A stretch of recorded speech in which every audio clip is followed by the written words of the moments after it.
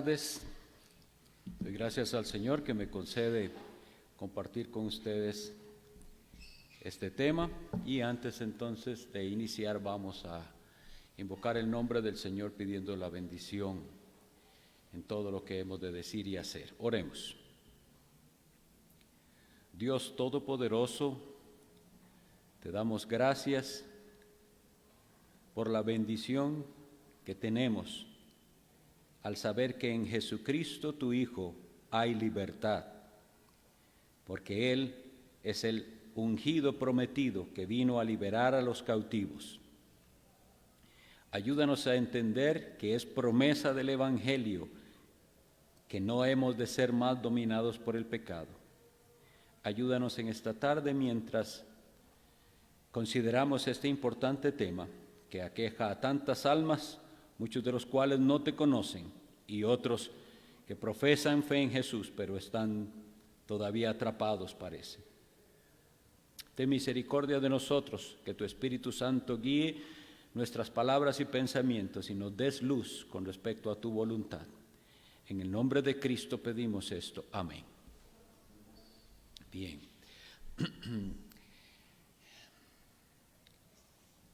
El nombre de la conferencia para esta tarde es Consejería Pastoral en la batalla por la pureza sexual.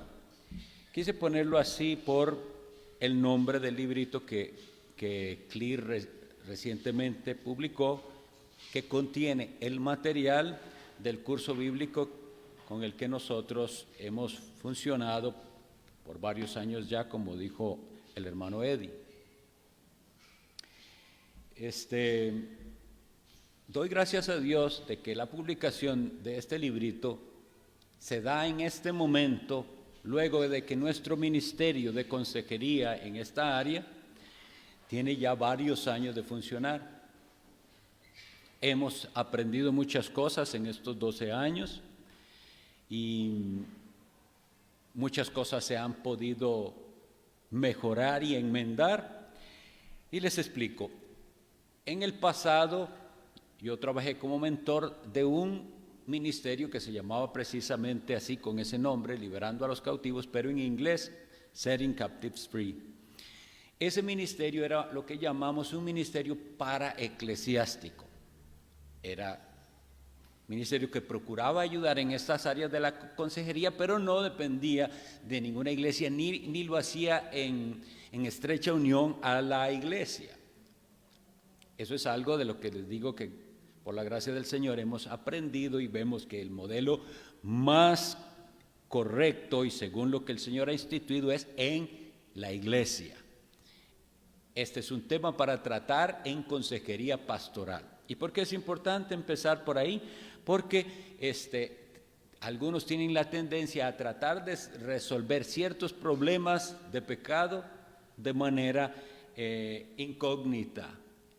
Y era bastante atractivo que esos cursos estuvieran así por internet, en el cual usted lleva el curso, no le cuenta a nadie y usted resuelve su problema solo, por decirlo así. Esa parte es defectuosa y gracias al Señor que ahora lo entendemos mejor. Pero vamos entonces a entrar al tema de hoy. Lo primero que deberíamos estar conscientes es de la gravedad del problema que estamos enfrentando o que estamos tratando de abordar. En el libro del profeta Isaías, en el capítulo 3, el versículo 9, el profeta describe una condición del pueblo en aquel tiempo. Isaías 3:9 dice así: la apariencia de sus rostros testifica contra ellos, porque como Sodoma publican su pecado, no lo disimulan. Ay del alma de ellos, porque amontonaron mal para sí. La gravedad del problema es que poco a poco los pecados sexuales se han ido considerando leves, como algo que todo el mundo en alguna medida cae, con alguna frecuencia. Y aún más, con el problema de la psicología metida tanto en la sociedad, algunos creen que ahí está la solución en consejeros que les hacen pensar que el problema no es tan grave. Y por eso quisiera empezar por ahí.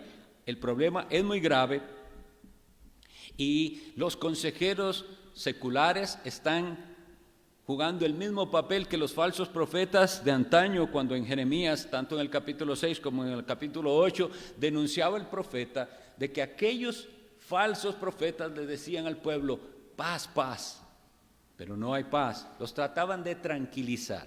Quisiera comentar una anécdota que puede respaldar esto que les estoy diciendo, de un doctor, amigo, que conocí de una iglesia en los Estados Unidos, que me decía que cuando él llevó psiquiatría en su carrera universitaria como doctor, ¿verdad?, como médico, porque es el requisito, ¿verdad? Todo médico general incluso tiene que llevar psiquiatría un poco. Entonces dice que el profesor era un psiquiatra, un psicólogo, y trajo a una mujer a la que había tratado por su problema mental, digámoslo así.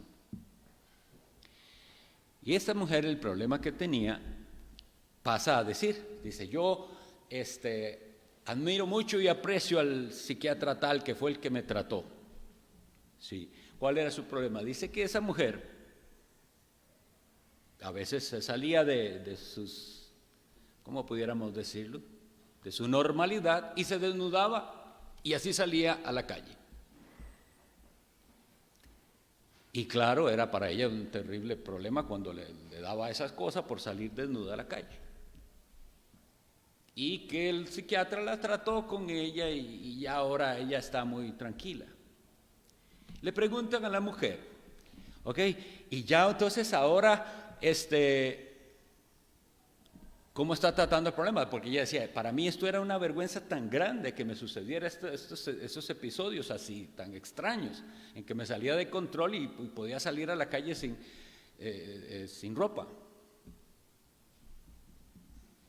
Y le preguntan entonces cómo se soluciona el problema, si ya nunca más le volvió a dar ese episodio. Dice, no, eso todavía me pasa, lo que pasa es que ya no me da vergüenza. Y aunque parezca chiste, porque sí, da risa escuchar semejante solución, eso es lo que están tratando al meter sexualidad por todas partes, en todos los programas, en todas las conversaciones, para normalizarlo. Para, como esta pobre mujer, decir, bueno, por lo menos ya no me siento mal cuando me pasa. Un caso cercano, con uno de los jóvenes de nuestra iglesia, comentándole en su trabajo, llega el joven a su nuevo trabajo y se enfrenta como joven cristiano a lo que es hacer amistad y que tiene que demarcar bien su territorio. Él es un cristiano. Pero en la hora del café y en la hora del almuerzo, las conversaciones son completamente impías. Al grado de que él dice, alguien se me acerca con toda naturalidad y enfrente de todos los demás, no algo privado, a decir, ¿y usted qué? ¿Ve pornografía? ¿Le gusta la pornografía? Y él se queda así y le dice, no. ¿Por qué estoy diciendo esto? Porque lo han normalizado, casi que le estaban preguntando algo como, ¿y usted qué? ¿Le gusta el fútbol? Con esa naturalidad. Por eso les digo que empecemos por ver la gravedad del problema. El enemigo tiene esa estrategia y es de tratar el pecado como algo normal. Y por eso es que no hay programa de televisión, ni serie de televisión, ni película en la que no se meta la sexualidad de alguna manera para que parezca tan natural. Series en la televisión en la cual hablan tan tranquilamente de que, mira, aquel está somnoliento. Sí, es porque ha estado viendo el programa, el canal pornográfico hasta muy tarde. Con esa normalidad, como si eso es una costumbre normal, como decir se quedó viendo noticias. Y ese es un gran problema, porque como leímos, y vuelvo a decir para que veamos cuánto sentido tiene ahora las palabras de Isaías, la apariencia de sus rostros testifica contra ellos, porque como Sodoma publican su pecado, no lo disimulan. ay del alma de ellos porque amontonaron mal para sí.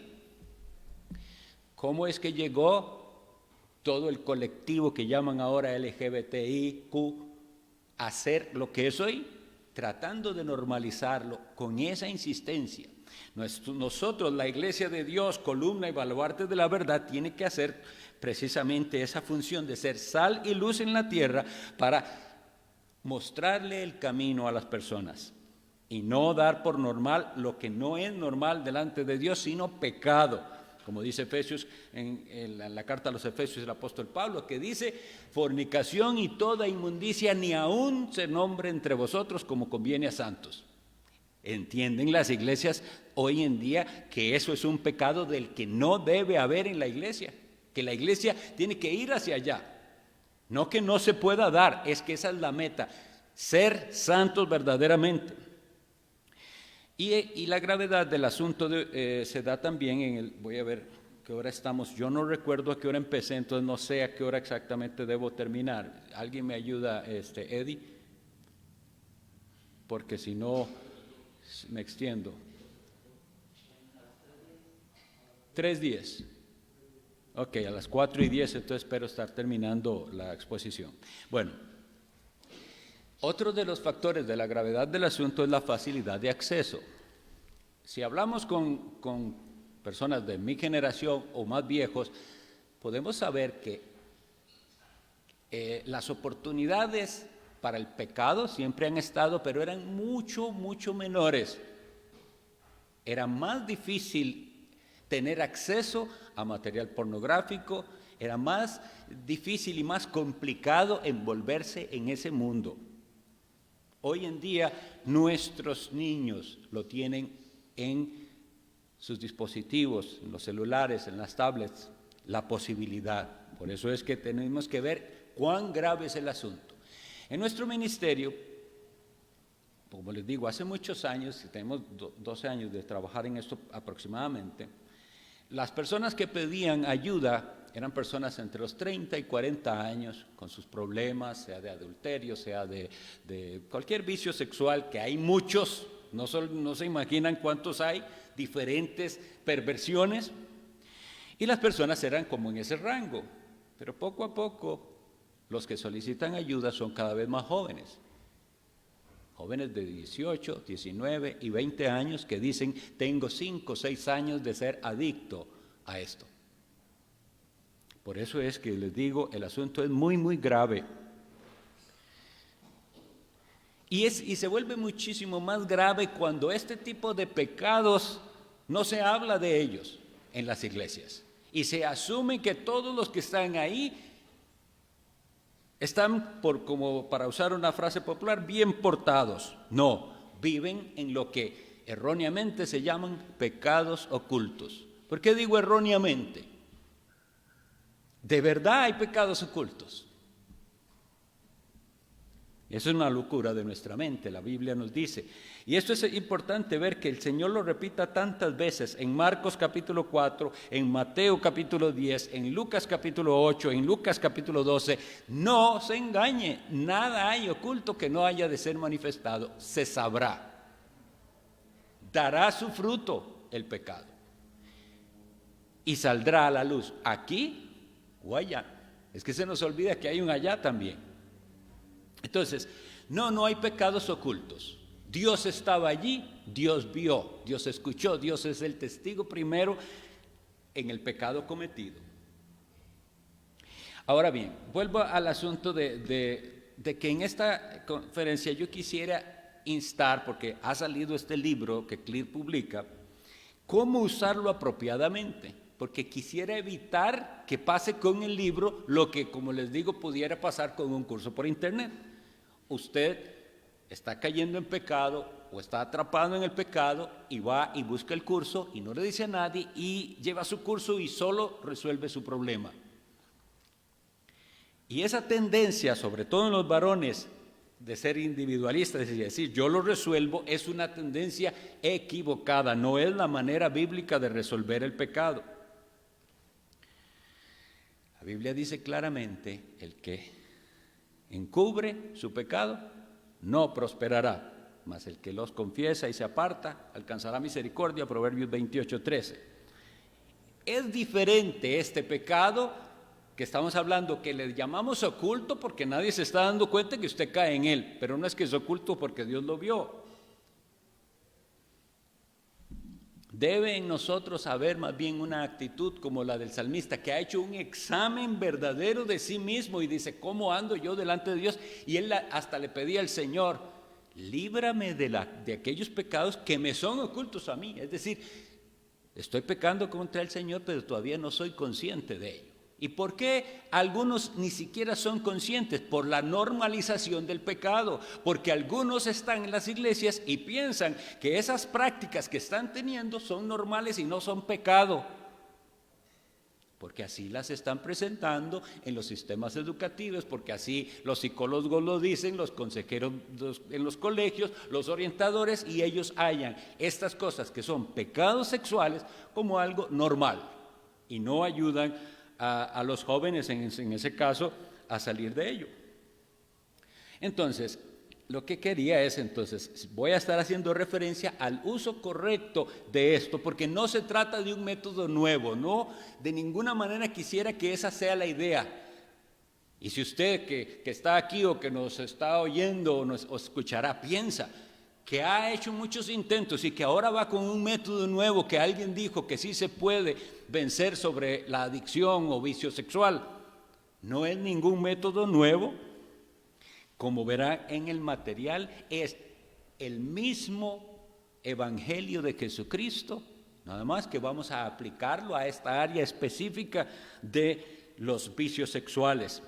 Dos cosas ha olvidado la iglesia y por la cual ha caído en la situación que ha caído al presente, y es la combinación correcta ley-evangelio. De eso lo notarán en el librito los que lo estudien.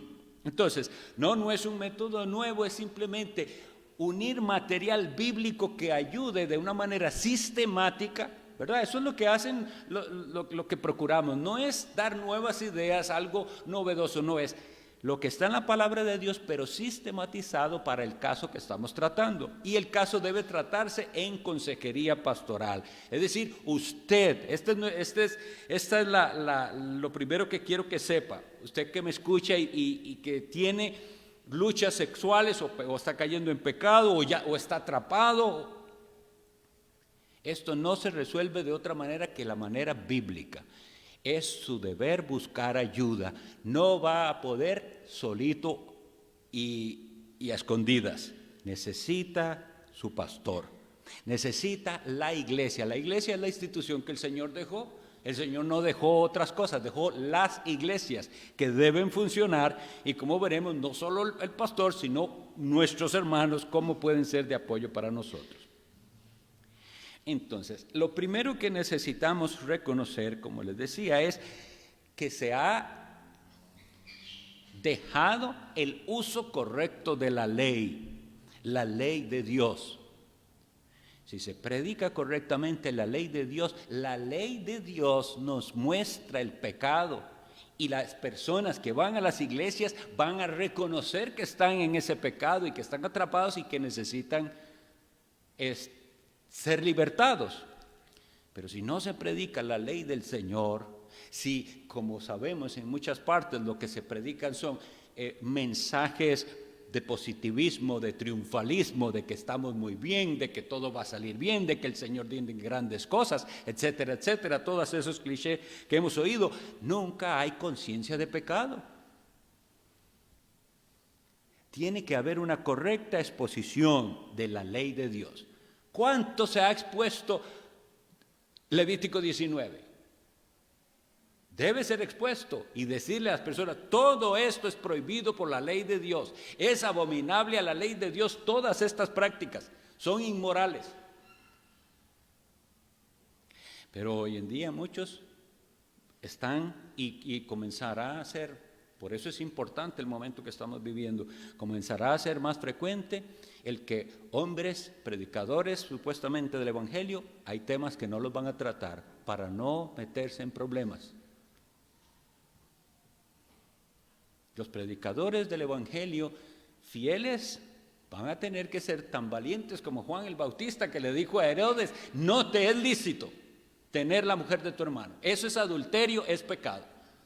Y uno se pone pues ahí, ¿para qué Juan el Bautista se mete en esos problemas si de por sí Herodes es un impío?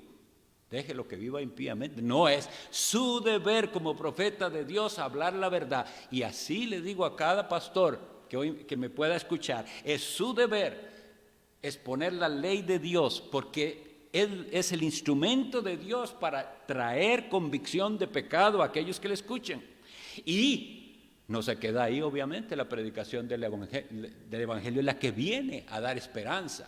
La ley te condena, pero el Evangelio te da esperanza. Y el Evangelio llama al arrepentimiento.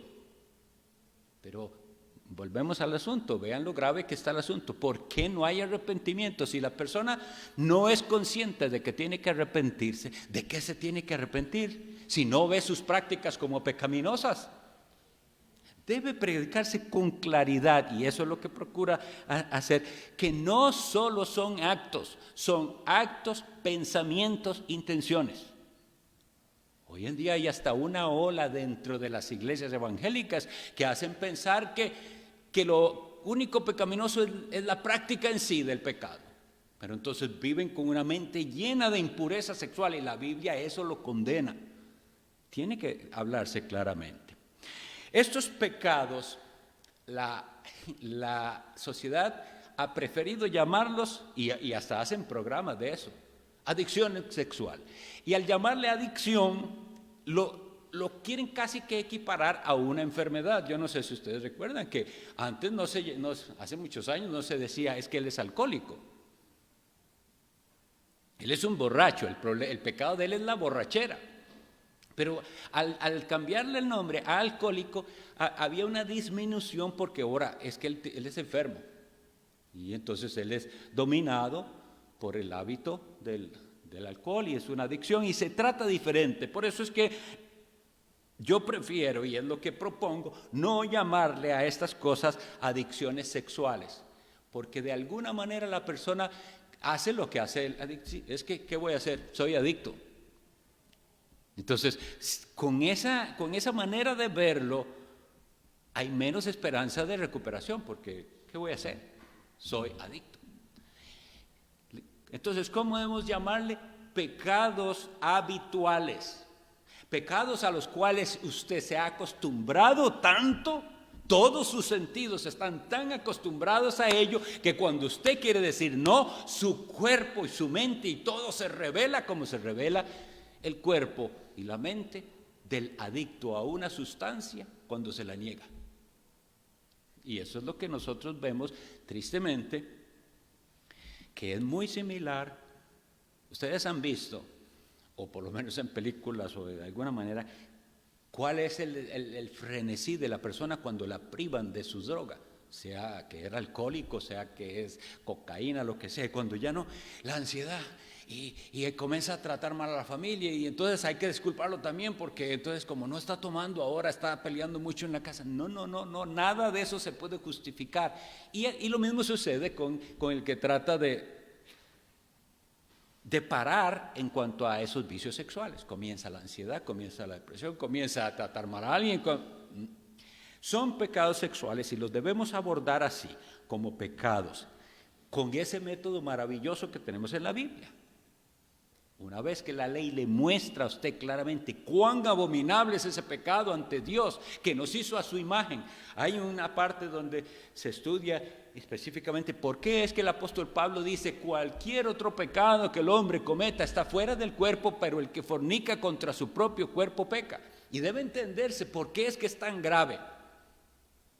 Si no entendemos esto, no lo vamos a abordar apropiadamente, y es cuán seriamente se mancha la imagen de Dios en nosotros cuando nos comportamos como si no pudiéramos tener control.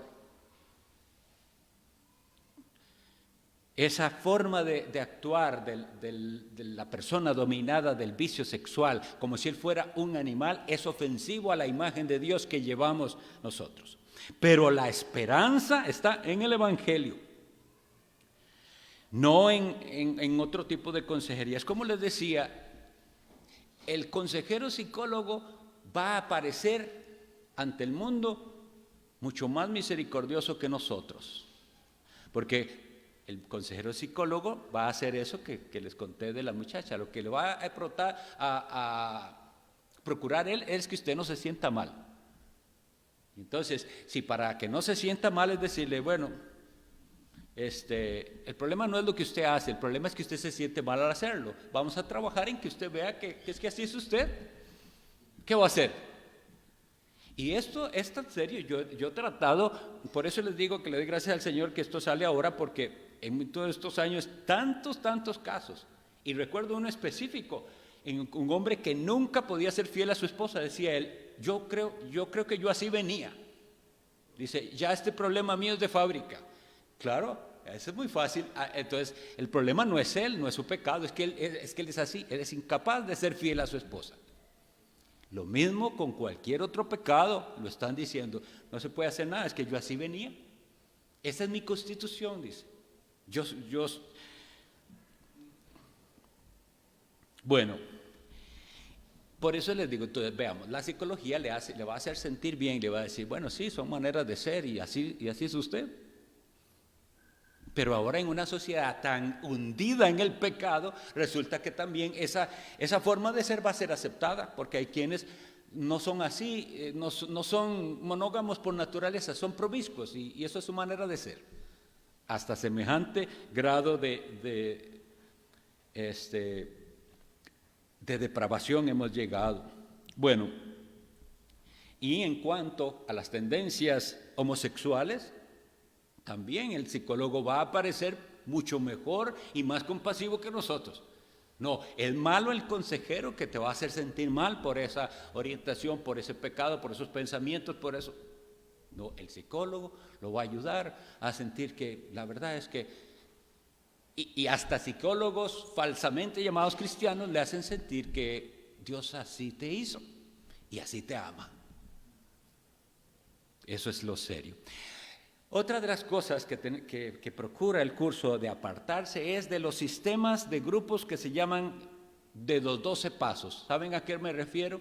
Hay una forma de abordar adicciones que es como lo hace Alcohólicos Anónimos. En la iglesia no podemos usar métodos del mundo. El método nuestro tiene que ser bíblico. Y algunos quieren eso nada más que en la iglesia. Y entonces que en la iglesia reunámonos todos los que tenemos el tal pecado y así nos sentimos menos mal porque no soy solo yo el que lucho con esto. Y el grupo supuesto de apoyo, lo que es un grupo en el cual vengo y digo, perdonen hermanos, otra vez caí y cosas así. Y eso se está dando, por eso es que lo estoy mencionando.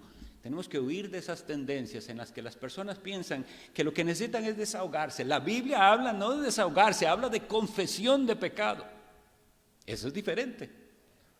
Es diferente. No es nada más que usted ocupa al pastor para desahogarse con él. No es nada más que usted va a ocupar a un hermano en la fe para desahogarse. Y no es que la confesión, sí, en parte. Hay muchos que dicen, me he quitado un peso de encima, yo he guardado este secreto por mucho tiempo y eso es parte, pero no para ahí el asunto. No es que ahí está la solución, es que por lo menos ahora usted ha sido honesto y ha reconocido, pero ahora además de eso va a necesitar otro ingrediente que ahorita lo vamos a ver.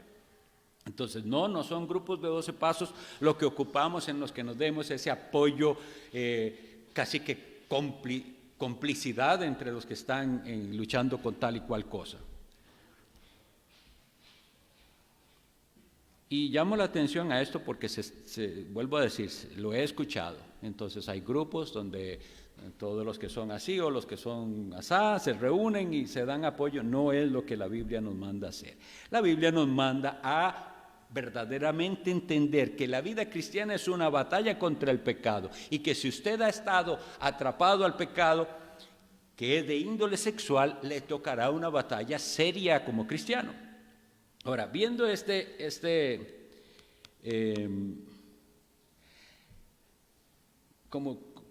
la ilustración que tomaron para el libro se llama Batalla por la Pureza Sexual.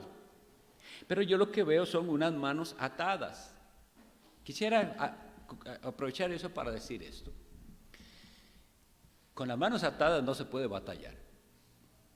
Si es una batalla que tenemos que pelear, nosotros tenemos que ponernos la armadura, tomar la espada e ir y pelear. Con las manos atadas no.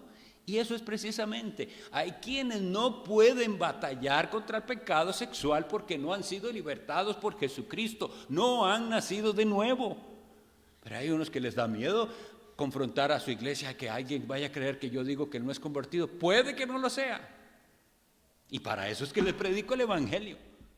Para que Cristo le salve, porque si Jesucristo no ha hecho esa obra en que le cambia su corazón para que aborrezca el pecado y lo ame a Él, la batalla no tiene sentido. Usted todavía tiene las manos amarradas.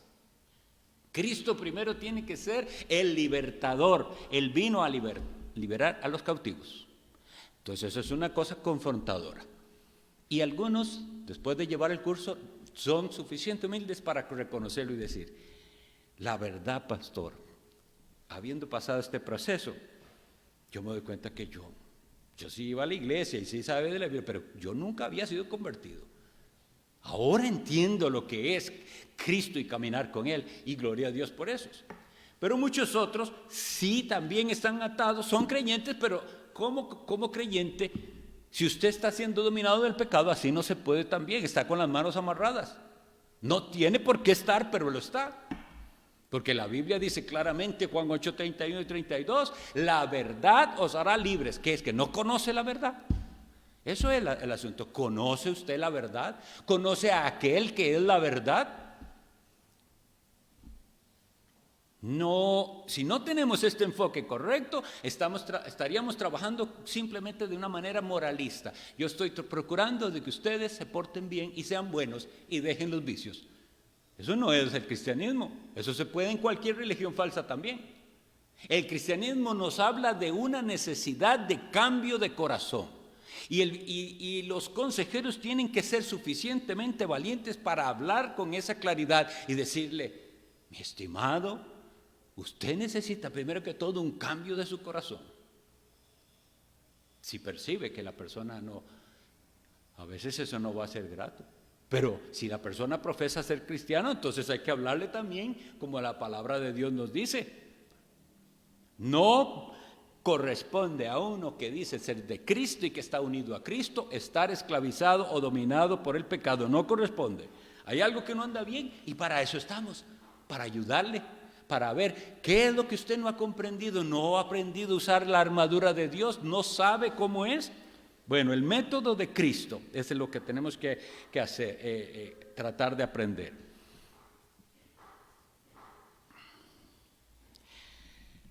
Esto que les decía de la necesidad de acompañamiento pastoral es algo muy, muy necesario. Y doy gracias a Dios porque de verdad hasta el momento solo por internet se podía llevar el curso. Pero a través de esto un pastor puede entonces, es un libro pequeño, programar. Todos los que quieran, sea porque están luchando con el pecado, o sea por preventivo, o sea por ayudar a otros, se puede hacer un curso en el que el pastor exponga el material y ayude a las personas y les dé acompañamiento y les haga entender. Para eso es que está el pastor. ¿Por qué no se le había ocurrido que para eso Dios puso pastor en su iglesia? Para que usted confíe en Él y le diga: yo estoy luchando y necesito, y estoy tropezando y no siento que estoy venciendo. Se necesita humildad para esto. Ahora, habiendo dicho que se necesita acompañamiento pastoral, también las ovejas necesitan reconocer que no pueden solos, que necesitan esa ayuda en el proceso de restauración. Y que ese proceso de restauración involucra, sí, básicamente al pastor, pero también a hermanos maduros que el Señor pueda conceder en la iglesia, como dice Colosenses 3:16, exhortándoos unos a otros. Nosotros como iglesia nos involucramos con los hermanos y entender esto, que esta tarea, vuelvo a repetir, sería infructuosa, o sea, no tendríamos frutos si no lo estamos haciendo en dependencia del Espíritu Santo de Dios. Porque si no, estaríamos entonces aplicando simplemente un método. Ok, haga esto y haga lo otro y haga así para que... No. Se trata de una vida de batalla y de victoria sobre el pecado. ¿Cuál es el método de Cristo para no caer? Muy brevemente, ahí se va, si ven el material se va a ampliar más en esto, pero el método de Cristo para no caer, una conciencia de cuán serio es caer. Si no vemos el pecado como Cristo lo ve, ¿qué dice Cristo en Mateo 5:29? Si tu ojo te es ocasión de caer, sácalo, échalo de ti. Entonces, ¿cómo es que Cristo llega a este extremo de decirle a una persona que es preferible arrancarse el ojo que pecar?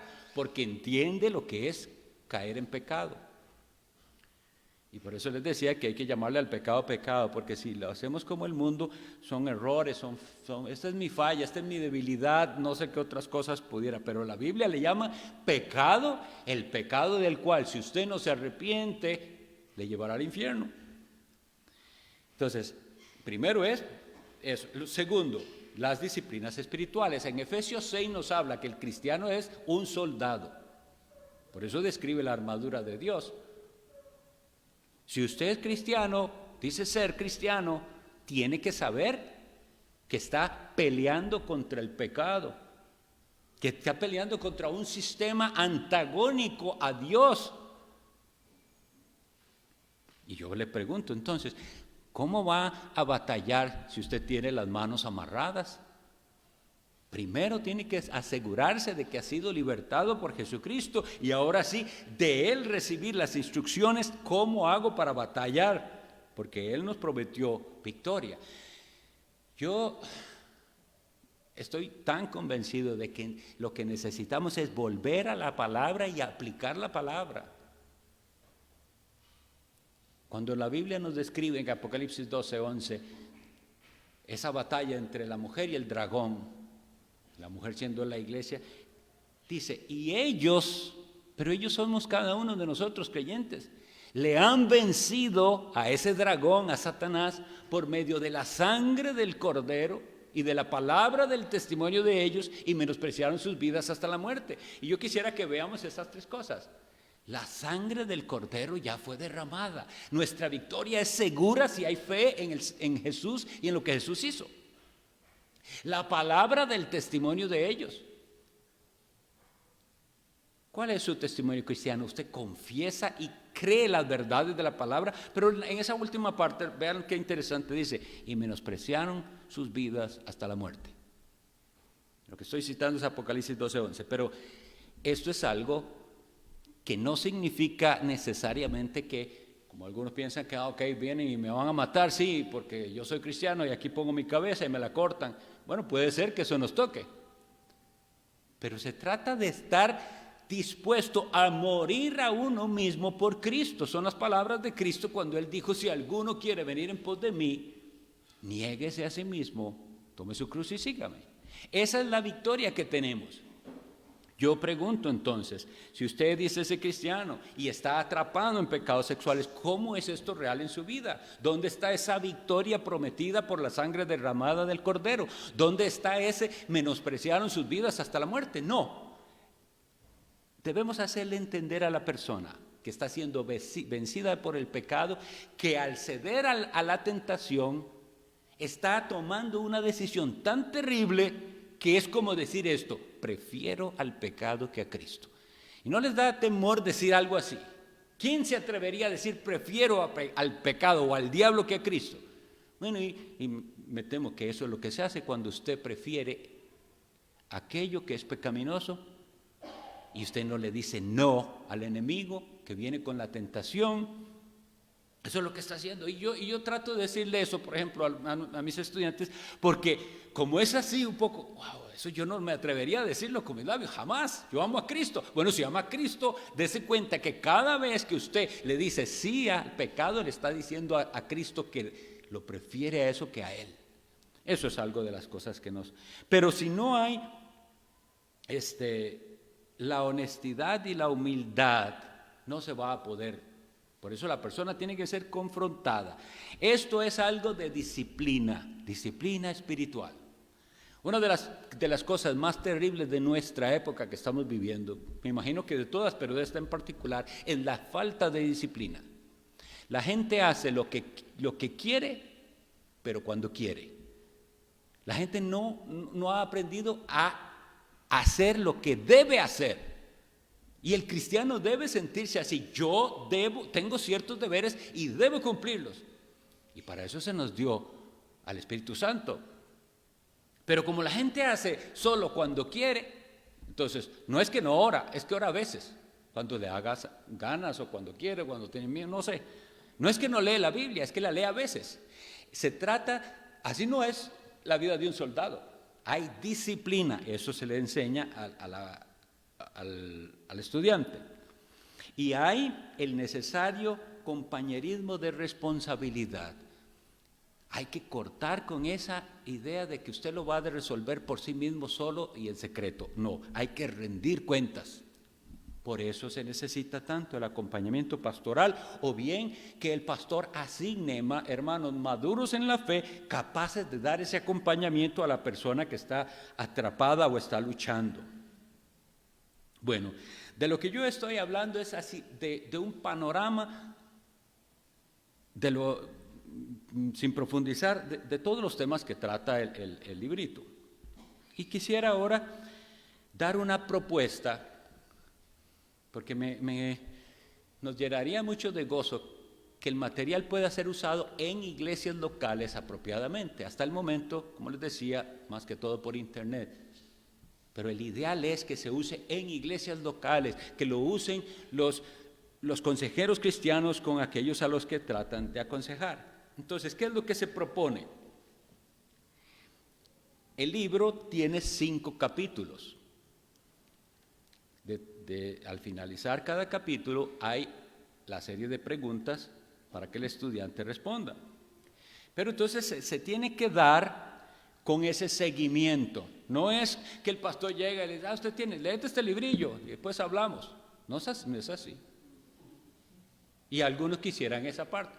Y les digo que el Señor ha usado el ministerio para hacer a algunos darse cuenta que están en una iglesia falsa, donde el pastor no tiene la mínima intención de pastorear, y Dios los ha movido a una iglesia a una iglesia sana. Gracias a Dios por eso. Pero entonces se programa, sea individual, sea por grupos, pero se programa. Vamos a reunirnos tal día a la semana y vamos a ver un capítulo.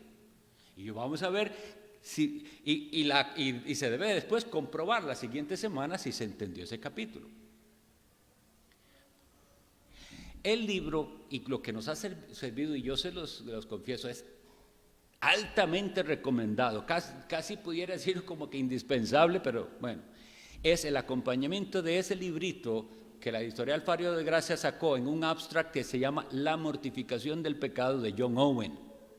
Ese librito, de hecho ese librito lo deberíamos leer todos los creyentes varias veces, por lo menos una vez al año, porque describe tan claramente lo que es la lucha contra el pecado.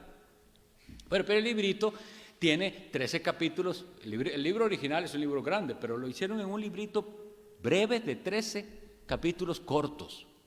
Entonces la idea es, y como se consigue en PDF, de eso no hay derechos, entiendo, porque todo el mundo lo anda, se le puede dar un acompañamiento a la persona que dice, bueno, vemos el primer capítulo y usted le hace 2 capítulos del librito, y la próxima sesión, entonces, la persona debería poder decirme un breve resumen de qué se trataron sus 2 capítulos y traerme las respuestas.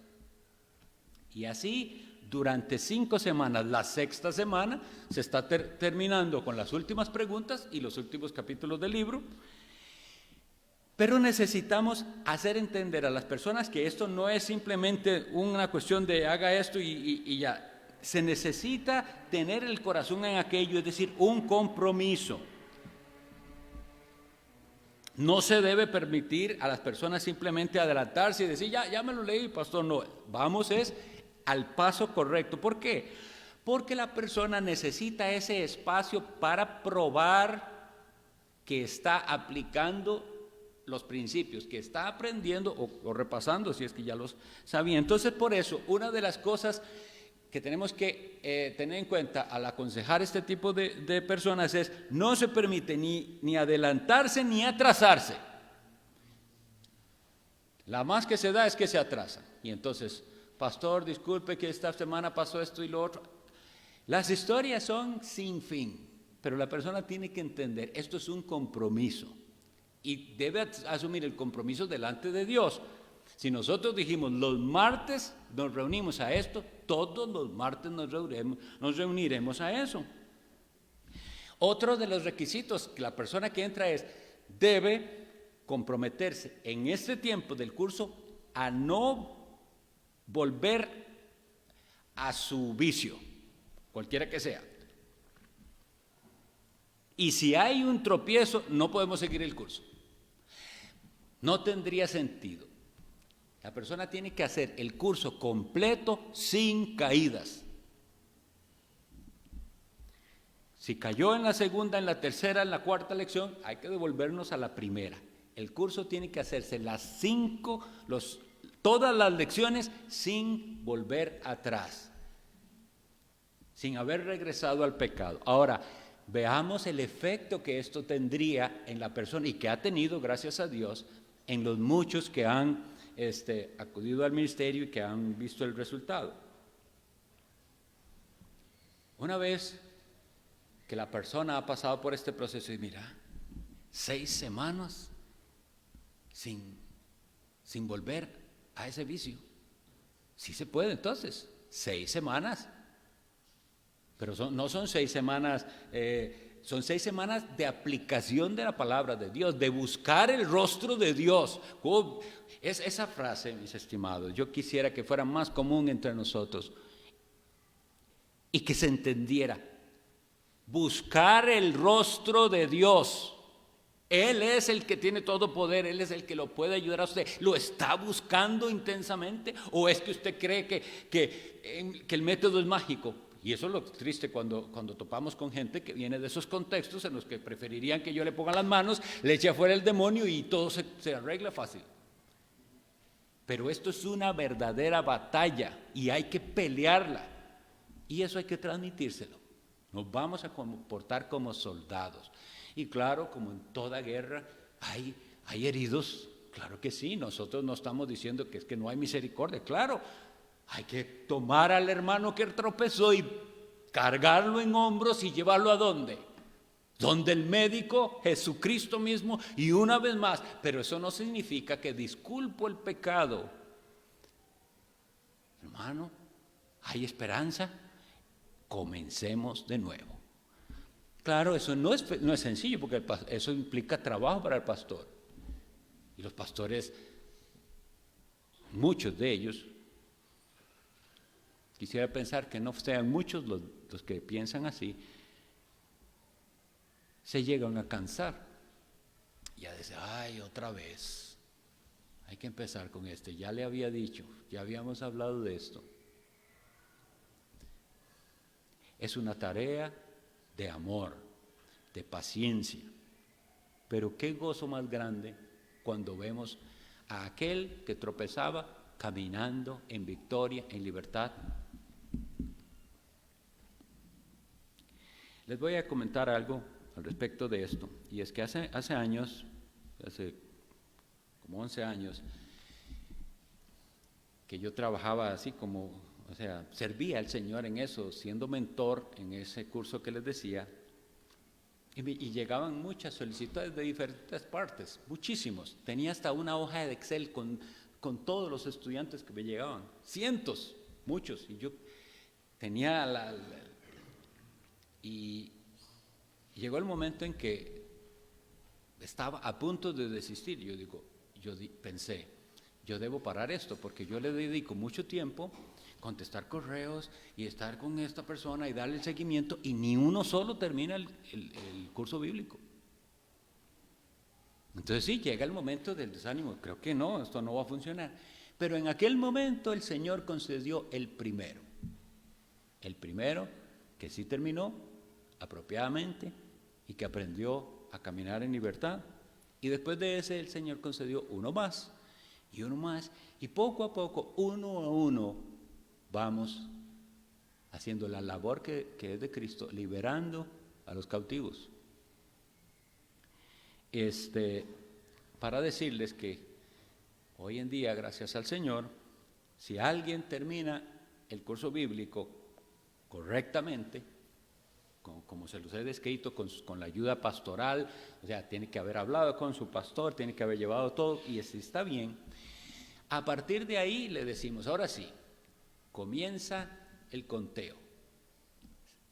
Después de que usted tenga 6 meses de caminar en libertad, no más volver al pecado, usted pudiera prepararse para ayudar a otros.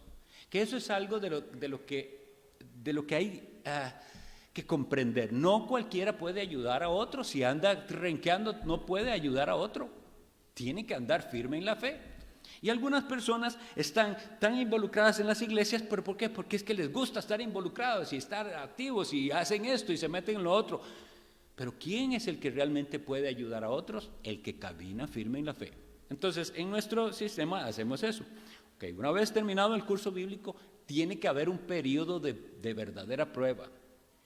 Y el que sí lo demuestra, ahora sí puede prepararse para ver cómo ayudar a otros. Bueno, hay material que estudiar al respecto. Y luego, si esa persona es autorizada por su pastor, puede ingresar con nosotros y ser un mentor de otros en su área. Y les puedo decir, para la gloria del Señor, que el Señor nos ha concedido que entonces con este sistema tenemos hermanos que sirven como mentores de nuestro ministerio en Cali, en Bogotá, en Venezuela, en El Salvador. Gente que ha aprendido los principios bíblicos, que ha aprendido a caminar en libertad y que ahora quiere ayudarle a otros. Pero tiene que ser entonces con el entendimiento correcto, porque no se trata simplemente de vencer un vicio, como quien venciera el alcoholismo y después puede decir, yo fui también alcohólico y dejé de tomar y me propuse. ¿Qué ganaríamos? Suelo decir que ganaríamos un fariseo más, se enorgullece de sí mismo. No, tiene que ser con el entendimiento correcto. Jesucristo me libertó y Él me ha enseñado los principios en su palabra para caminar en la libertad con que Él me hizo libre. Básicamente esto es nada más una introducción a este tema y animarles, si ustedes pueden, en iglesias locales, procurar tratar este tema y tratarlo bíblicamente y no ignorar y no pensar y no dar por un hecho de que todos los que están ahí porque vienen a la iglesia están bien, muchos de los cuales andan muy mal. Pero hay esperanza y esa es nuestra tarea, darles la esperanza que hay solo en el Señor Jesucristo. Que de verdad, vuelvo a terminar con lo que dice el apóstol Pablo en su carta a los Efesios, pero fornicación y toda inmundicia, ni aun se nombre entre vosotros como conviene a santos. Son nuestras iglesias de santos, que así sea, que así lo haga el Señor. Hasta aquí es lo que había preparado. No sé si tenía alguna consulta. ¿Sí? Hermano, sí, le paso una pregunta. Sí, señor. Bueno, yo compré este libro ayer, no sabía que tenía que ver con la conferencia de hoy. Y yo estaba interesado en utilizarlo en el grupo de jóvenes de Cerro. Pero no sé si estaría bien utilizarlo de esa forma. Como tiene esas tareas, digamos, esas preguntas, está bien utilizarlo, digamos, como un estudio en el grupo de jóvenes, porque no significa que ellos se hayan acercado a confesar alguna lucha específica, o es mejor utilizarlo solamente o específicamente en un momento de lucha.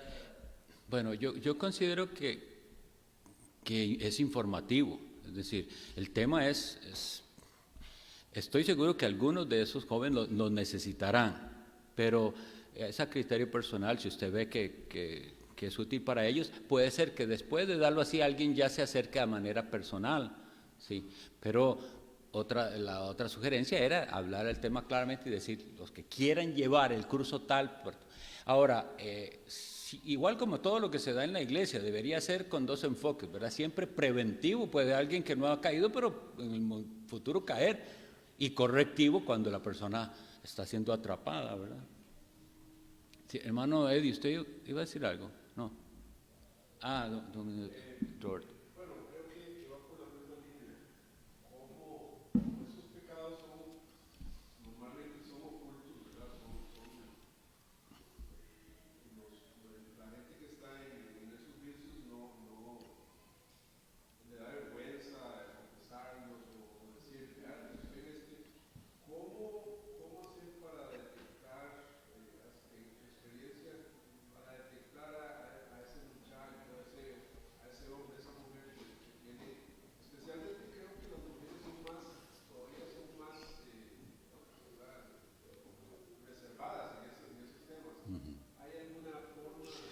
Bueno, sí, y qué bueno que lo toca, hermano, porque es delicado. Si hay que tratar con mujeres, lo más apropiado es que, si es un pastor que va a tratar, tiene que hacerlo junto con su esposa o alguien más ahí.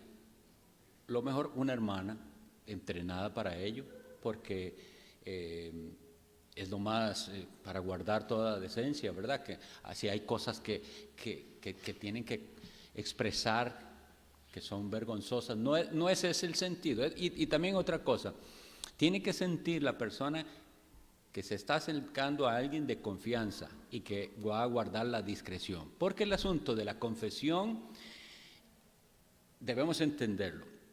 Yo debo expresar mi honestidad y mi humildad reconociendo mi pecado, pero no se pide de mí que yo les cuente a ustedes todos los detalles de mis muchos pecados. Eso no es lo necesario. Ahora, habrá momentos en los cuales una persona que ha sido rescatada de cualquier pecado en particular considera que es útil mencionarlo a alguien en cierta circunstancia, pero también quitando de la mente de ellos algo, que no es lo que me estabas preguntando, pero me lo acordaste, hermano. Hay quienes piensan que solo el que haya pasado exactamente lo que a mí me pasó me puede aconsejar. Y entonces, si no, es que usted no sabe, porque usted no ha pasado, porque no, así no es lo que la Biblia nos enseña. Yo tengo la verdad de Dios, el Evangelio, que sirve para todo. Ahora, sí, yo he pasado por cosas muy particulares que a veces puede servir para hacerle a esa persona ver, yo puedo comprenderle en cierta medida, pero no está ahí, porque si fuera así, realmente su situación particular nadie más la ha vivido, solo usted. Nadie podía entonces darle un consejo a usted. Pero hay personas que se acercan con esa desconfianza, ¿verdad? Y otras cuya desconfianza ha sido porque fueron traicionados en el pasado, tal vez, contaron a alguien una intimidad o una confidencia y cuando se dieron cuenta alguien más lo sabía. Eso es de las cosas que más ha dañado la consejería. El consejero cristiano tiene que ser alguien discreto, que esa persona sepa, está hablando y de lo que hablemos nadie más se tiene que enterar. Dios es testigo. Entonces, pero hermano, entonces, el solo hecho de mencionar, ese es el asunto, que si no se habla del asunto, si nosotros somos fieles, se predica todo lo que en la Biblia diga, pero si hay evasión, si hay temas que yo no toco, esas personas nunca van a sentir la gravedad de su situación. Eso es con lo que empezamos, ¿verdad? Cuando se predica correctamente, la persona, la espada de Dios llega hasta ahí y esa persona sale, tengo que hablar con el pastor, tengo que ir, pero como la mayoría de mensajes son para hacerlo sentir bien, no van a buscar la consejería. ¿Alguien más?